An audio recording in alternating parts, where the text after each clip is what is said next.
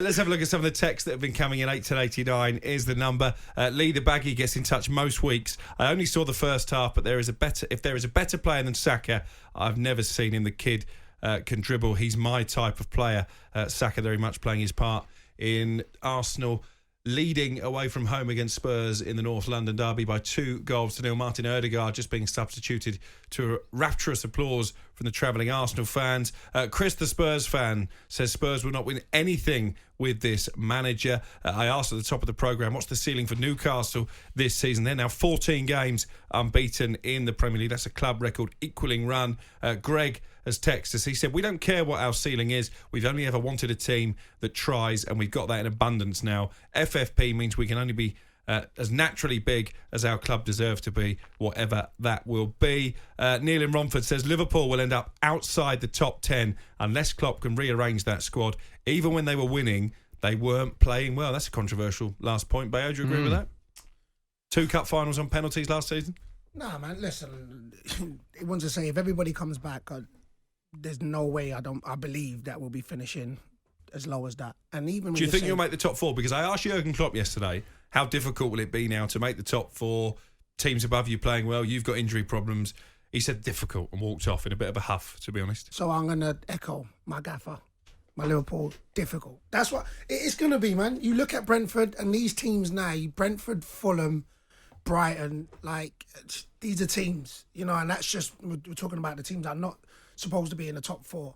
It's going to be difficult. That's what I put it down to, be difficult. But that last statement, when Liverpool players are back, well, look, you don't turn into a bad manager or bad players. We was on for the quadruple, won the double in the sense of both cups last season. So look, all of a sudden they're saying even when we was playing well, we were scraping through. It's just, look, I don't know what you expect. You know what I'm saying? Good teams play poorly and win, yeah. and that's what they done, particularly last season. And I agree. You look at the teams now. It's early days. Like 18 games Arsenal have played, 18 Man City, 19 and 18 United.